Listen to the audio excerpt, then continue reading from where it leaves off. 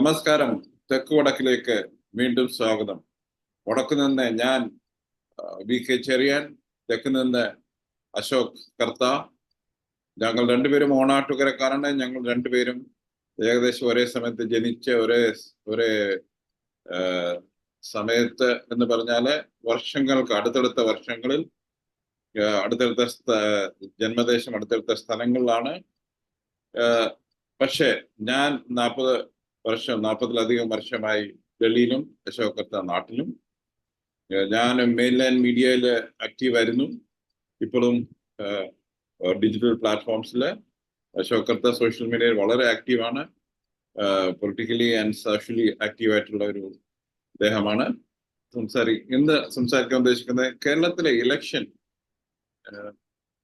കഴിഞ്ഞ വെള്ളിയാഴ്ച കഴിഞ്ഞു. എന്തൊക്കെയായിരുന്നു മെയിൻ ഇഷ്യൂസ്? ജനങ്ങളെ ഏത് കാരണങ്ങളൊക്കെ പറഞ്ഞാണ് രാഷ്ട്രീയ പാർട്ടികൾ, 3 മുന്നണികൾ ജനങ്ങളെ സ്വാധീനിക്കാൻ ശ്രമിച്ചത്? അതെന്തൊക്കെയായിരുന്നു? അത് ദേശീയ ഇഷ്യൂസുമായിട്ട് ബന്ധപ്പെട്ട് കിടക്കുന്നവയാണോ എന്നുള്ളൊരു ചോദ്യമാണ് ഇന്ന് ഞങ്ങൾ ചർച്ച ചെയ്യുന്നത്. എന്നെ സംബന്ധിച്ചോളം 3 മുന്നണികളിൽ നിന്ന്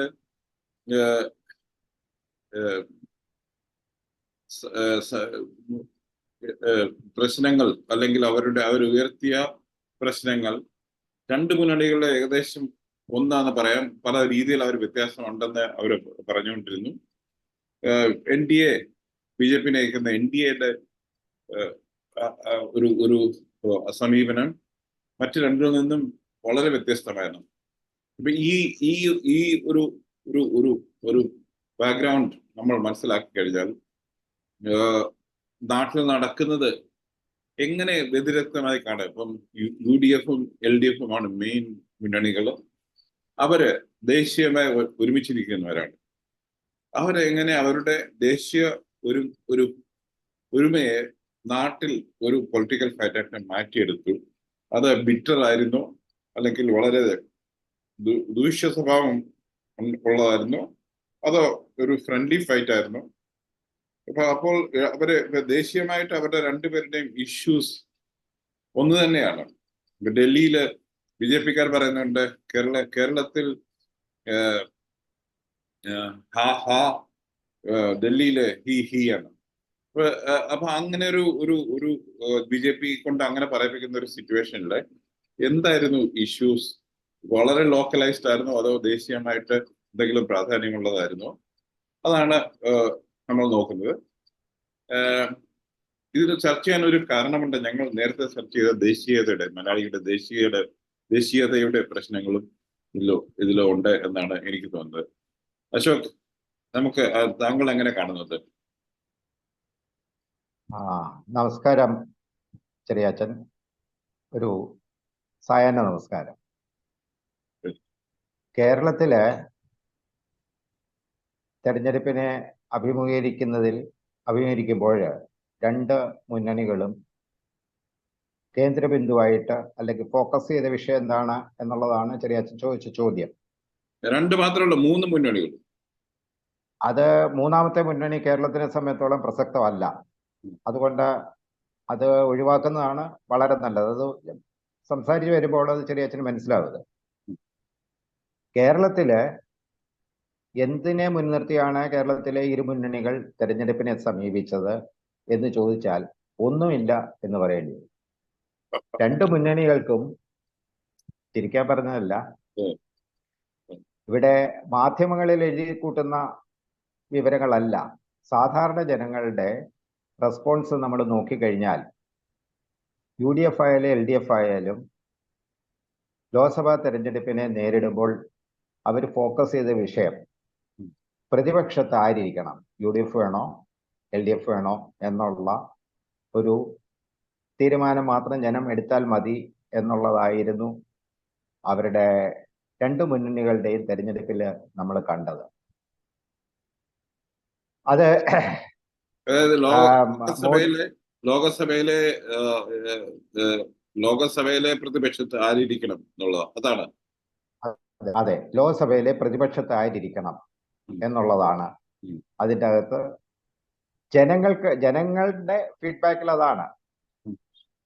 അത് മോഡിയുടെ 400 സീറ്റ് കുറയ്ക്കുക, ഇന്ത്യ മുന്നണി ഭരണത്തിൽ വരിക തുടങ്ങിയ വിഷയങ്ങളൊന്നും അതിൻ്റെ അകത്ത് വിഷയമായിരുന്നില്ല. ഇവിടുന്ന് 20 MP-മാര് പാർലമെന്റിലേക്ക് തിരഞ്ഞെടുക്കപ്പെടാനുണ്ട്. അതിൽ എത്ര UDF, എത്ര LDF എന്നുള്ള ചർച്ചയാണ് ഈ ഇരു മുന്നണികളും ഫോക്കസ് ചെയ്തിരുന്നത്. അല്ലാതെ വേറൊരു കാര്യവും ചെയ്തിട്ടില്ല. കേരളത്തിനെ സംബന്ധിച്ചിടത്തോളം കേരളത്തിൽ വിഷയങ്ങൾ ഇല്ലാഞ്ഞിട്ടല്ല, പാർലമെന്റിൽ അവതരിപ്പിക്കേണ്ട വിഷയങ്ങളുണ്ട്. അവ ഒന്നും ഈ തെരഞ്ഞെടുപ്പിൽ അഭിമുഖീകരിക്കപ്പെട്ടിട്ടില്ല.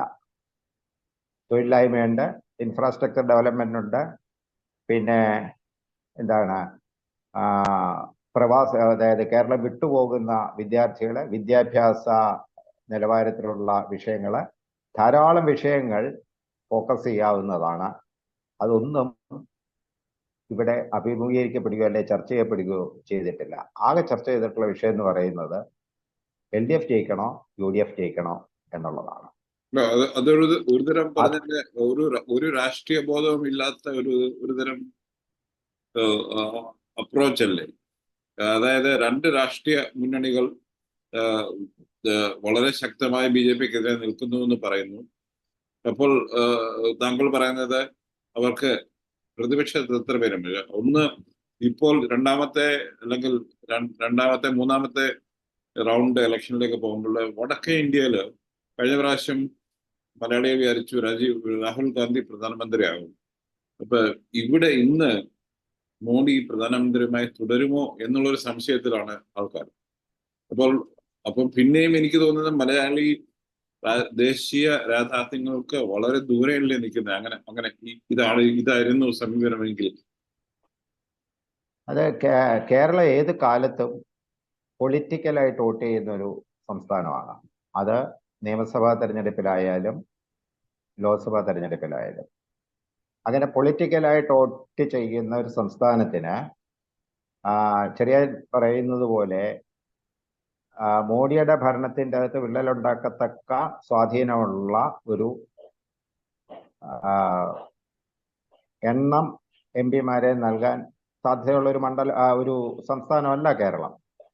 തൊട്ടടുത്ത് കിടക്കുന്ന തമിഴ്നാട്ടിൽ 34 MP-മാരുണ്ട്. കർണാടകയിലും ഏകദേശം 34 39 ആണ്. കേരളത്തിലെ സംഖ്യ എന്ന് പറയുന്നത് 20 ആണ്. ഈ 20 രാഷ്ട്രീയ തുടർച്ച എന്ന് പറയുന്ന 1952 തൊട്ട് അത് അന്ന് കമ്മ്യൂണിസ്റ്റ് എന്ന് പറഞ്ഞ രീതി തന്നെയാണ് ഇപ്പോഴും തുടരുന്നത്. ജനങ്ങളുടെ അവബോധവും ആ വിധത്തിലാണ് ഇരിക്കുന്നത്. അതുകൊണ്ടാണ് ഞാൻ നേരത്തെ പറഞ്ഞത് BJP ഈ വിഷയത്തിൽ ഒരു അപ്രസക്തമായിട്ടുള്ള ഒരു മുന്നണിയാണ് NDA മുന്നണി എന്ന് പറയുന്നത്. ഇവിടെ ഇവര് 2 മുന്നണികളും ഫോക്കസ് ചെയ്ത് എന്താണെന്ന് ചോദിച്ചാൽ വളരെ പെറ്റിയായിട്ടുള്ള ഇഷ്യൂസിലാണ് ഫോക്കസ് ചെയ്തത്. അത് ഇന്നലെയോ മറ്റോ ദീപ നിഷാന്തിന്റെ ഒരു കുറിപ്പ് സോഷ്യൽ മീഡിയയിൽ വന്നിട്ടുണ്ട്. അത് വായിച്ചാൽ നമുക്ക് തോന്നുന്നത് ഇതുവരെ ദീപ പറഞ്ഞിരുന്ന ന്യൂനപക്ഷ സംരക്ഷണം അവർക്ക് പെട്ടെന്ന് കഴിച്ചോ. കാരണം ദീപ പറയുന്നത് മതപരമായിട്ട് ഷാഫി പറമ്പിൽ ആളുകളെ സ്വാധീനിക്കാൻ ശ്രമിച്ചു എന്നാണ്. അപ്പൊ മറുഭാഗത്തുള്ളവർ ചോദിക്കുന്ന ഒരു ചോദ്യമുണ്ട്. പച്ചസാരി എടുത്താലും പച്ച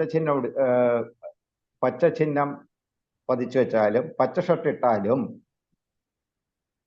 ചെയ്യുന്ന ദുസ്വാധീനം അത് ഇതിന് ബദലായിട്ട് ഇവര് പറയുന്ന വിഷയങ്ങൾ ഇങ്ങനെയൊക്കെയാണ്. ഇങ്ങനെ വളരെ പെറ്റിയായിട്ടുള്ള വിഷയങ്ങളാണ് ഇവിടെ കൈകാര്യം ചെയ്തത്. ഈ പെറ്റിയായിട്ടുള്ള വിഷയം ഒന്ന് എനിക്ക് പറയാനുള്ളത്, ഈ ഞങ്ങളൊക്കെ ഇവിടെ ഡൽഹിയില് വളരെ അത്ഭുതപ്പെട്ടു പോയി. LDF CAA ഒരു വിഷയമാക്കി അത് കോൺഗ്രസിനെ കൊണ്ട് പറയിപ്പിച്ചു.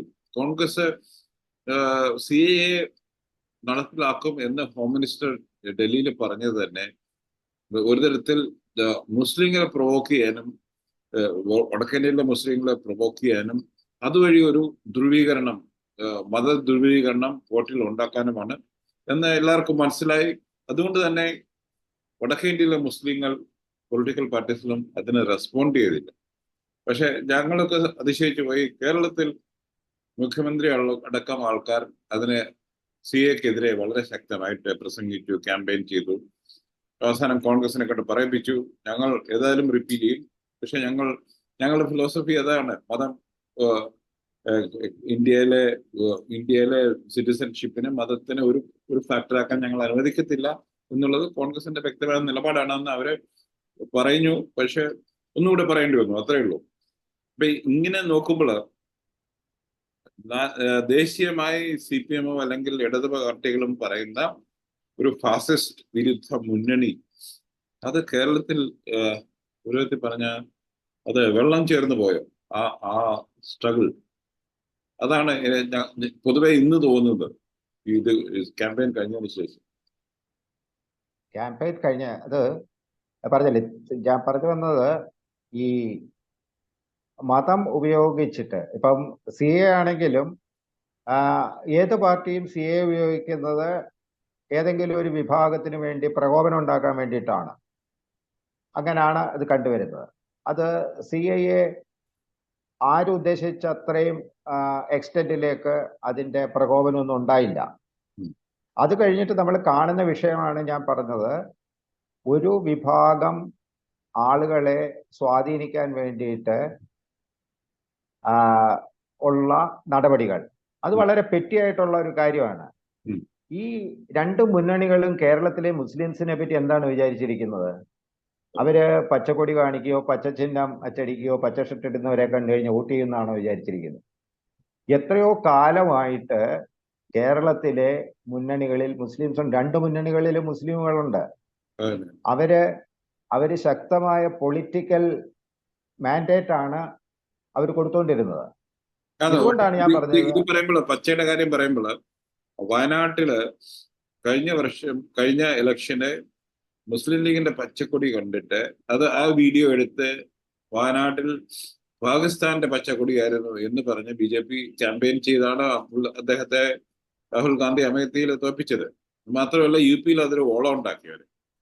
അപ്പൊ അത് പ്രിവെന്റ് ചെയ്യാൻ വേണ്ടി, അതിന് തടയിടാൻ വേണ്ടിയാണ് അവര് ഈ പ്രാവശ്യം സ്വന്തം കൊടി പോലും ഉപേക്ഷിച്ച് രാഹുൽ ഗാന്ധിയുടെ പടവും ചിഹ്നവും മാറ്റിയത്.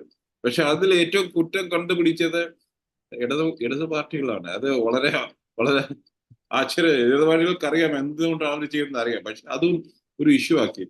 അത് എനിക്ക് തോന്നുന്നത് അശോക് പറഞ്ഞു വരുന്ന ഒരുതരം ഒരു സില്ലി ആറ്റിറ്റ്യൂഡിന്റെ പ്രശ്നമല്ലേ ഇതൊക്കെ? സ്വന്തം പാർട്ടിയുടെ പച്ചക്കൊടി ഉപേക്ഷിക്കണം എന്ന് പറഞ്ഞപ്പോൾ കുഞ്ഞാലിക്കുട്ടി സാഹിബ് അതിനോട് സഹിഷ്ണുതയോടുകൂടി പ്രതികരിച്ചതാണ് കേരളത്തിന്റെ മതനിരപേക്ഷതയിൽ നമ്മൾ ഏറ്റവും വലിയ ഉദാഹരണം. ശരിയാണ്, അതിന്റെ ഏറ്റവും വലിയ ഉദാഹരണമാണ്. എനിക്ക് അങ്ങനെ തോന്നുന്നു. പക്ഷെ അതിനെ പോലും ഏറ്റവും വലിയ ഇടത് പാർട്ടികൾ സ്കോഫ് ചെയ്യുകയാണ്. അതല്ലേ പറഞ്ഞത്. അത് പച്ചക്കൊടി ഉപയോഗിക്കണ്ട എന്ന് പറഞ്ഞതും അത് കോൺഗ്രസിനെ സംബന്ധിച്ചിടത്തോളം അഖിലേന്ത്യാ തലത്തിൽ ഒരു തിരിച്ചടി ഉണ്ടാവണ്ട എന്ന് വിചാരിച്ചാണെങ്കിൽ പോലും അങ്ങനെ ചെയ്തതും അതുപോലെ അതിനെ അപമാനിച്ചതും, അതായത് അതൊരു മോശം കാര്യമായി പോയി എന്ന് പറഞ്ഞ് പ്രചരണം കൊടുത്തതും രണ്ടും ഒരുപോലെ സിദ്ധിയായിട്ടുള്ള കാര്യങ്ങളാണ്. ഇങ്ങനെ ജനത്തിന് അല്ലെങ്കിൽ ജനത്തിന്റെ ഇഷ്യൂസ് ഏറ്റെടുത്ത് അതിനെ പാർലമെന്റിൽ റെപ്രസെന്റ് ചെയ്യാൻ പോകുന്നവര് ജനത്തിന്റെ ഇഷ്യൂസ് ഒന്നും ഏറ്റെടുക്കുന്നില്ല എന്ന് കണ്ടതിന്റെ ഭാഗമായിട്ടായിരിക്കണം 5 മുതൽ 10% വരെയുള്ള വോട്ടർമാരെ മ്യൂട്ടായത്. വോട്ട് ചെയ്യാതെ വോട്ടിംഗ് ശതമാനം കുറഞ്ഞു. എന്ത് ചെയ്താലും മടുത്തിട്ടാണ് ഇരു മുന്നണികളുടെയും പാർലമെന്ററി അവിടെയുള്ള നടപടിക്രമങ്ങൾ ചെയ്യുന്നതിന് പ്രാപ്തരല്ല എന്ന് തോന്നിയവരാണ് ഈ 10% എന്നാണ് എൻ്റെ ഒരു അഭിപ്രായം. നോട്ടേക്കാട്ടിൽ സൂക്ഷിക്കേണ്ട ഒരു വിഭാഗമാണ് ഈ വോട്ട് ചെയ്യാതെ വിട്ടുപോയ 10%. അത് ആ സംഖ്യ വലുതായി വരാതിരിക്കാൻ ഇരു മുന്നണികളും ശ്രദ്ധിച്ചാൽ അവർക്കും കൊള്ളാം. അതന്നെ. അപ്പോൾ എനിക്കിതാണ് ചോദിക്കാനുള്ളത്. രണ്ട് മുന്നണികളും പറയുന്ന ഫാസിസ്റ്റ് വിരുദ്ധത, ദേശീയമായിട്ടുള്ള ഫാസിസ്റ്റ് വിരുദ്ധത കേരളത്തിൽ വരുമ്പോൾ അത് ഒരു ഉമ്മാക്കിയായിട്ട് മാറുന്നു എന്നുള്ളതാണ് അല്ലേ? അത് ഫാസിസ്റ്റ് വിരുദ്ധത എന്താണ് വളരെ ആക്റ്റീവായിട്ട് ആ വിഷയം എടുക്കണമെന്നുണ്ടെങ്കിൽ അതിനെ റെപ്രസെന്റ് ചെയ്യുന്ന ഒരു പാർട്ടി കേരളത്തിൽ വേണം. BJP കേരളത്തിന് പുറത്താണ് BJP അവരുടെ വോട്ടും പാർലമെന്റ് അംഗങ്ങളെ സംഘടിപ്പിക്കുന്നതും ഒക്കെ. ഇതിൻ്റെ അകത്ത് വേറൊരു കാര്യം കൂടെ ഉണ്ട്. ആര് ജയിച്ചാലും, ഇടതുപക്ഷം ഒഴികെ ആര് ജയിച്ചാലും അവർക്ക് ആളിനെ വേണമെങ്കിൽ മാറ്റിയെടുക്കാം എന്നുള്ള ഒരു ചിന്താഗതിയുണ്ട്. കാരണം കേരളത്തിലെ ജനങ്ങൾ വായിച്ചും അറിഞ്ഞും ചിന്തിച്ചും ഒക്കെയാണ് ഈ കാര്യങ്ങൾ അറിയുന്നുണ്ട്. അപ്പം കേരളത്തിന്റെ ഒരു പ്രത്യേക സാഹചര്യത്തിലെ ഫാസിസ്റ്റ് വിരുദ്ധത എന്ന് പറയുന്നത് അതിനെ പ്രകോപിപ്പിക്കുന്ന, അല്ലെങ്കിൽ ഫാസിസത്തിനെ പ്രകോപിപ്പിക്കുന്ന BJP കേരളത്തിൽ തുലവും ദുർബലമാണ്. ഇവിടെ തന്നെ ഒരു സ്ഥാനാർത്ഥി, ഒരു BJP NDA സ്ഥാനാർത്ഥി ചെയ്തെന്താണ്? താനാണ് ഏറ്റവും വലിയ ഡീലർ, വ്യവസായ ഡീലർ ഞാനായിരുന്നു, പിന്നെ വസ്തു കച്ചവടത്തിന്റെ ഡീലർ ഞാനായിരുന്നു, പിന്നെ അങ്ങനെ പല വിധത്തിലുള്ള ഡീലിംഗ് എനിക്കുണ്ട്. ഈ നാട്ടിലെ, കേരളത്തിലെ ഹോൾസെയിൽ ഡീലർ ഞാനാണ്. ഈ തെരഞ്ഞെടുപ്പിൽ ആ സ്ഥാനാർത്ഥിക്ക് ലഭിച്ച ക്വാളിഫിക്കേഷൻ അതാണ്. ഞാനാണ് ഡീലർ, വേറെ ഡീലർമാർ ഇവിടെ ഇല്ല. ചില കടക്കാരൊക്കെ, തുണിക്കടക്കാരൊക്കെ പറയുന്ന പോലെ ഈ കടയ്ക്ക് വേറെ ബ്രാഞ്ചുകൾ ഇല്ല. അത് ഉറപ്പിക്കാനാണോ ആ സ്ഥാനാർത്ഥി മത്സരിച്ചെന്ന് തോന്നും. ഇതിലെവിടെയാണ് ഫാസിസം ഉള്ളത്?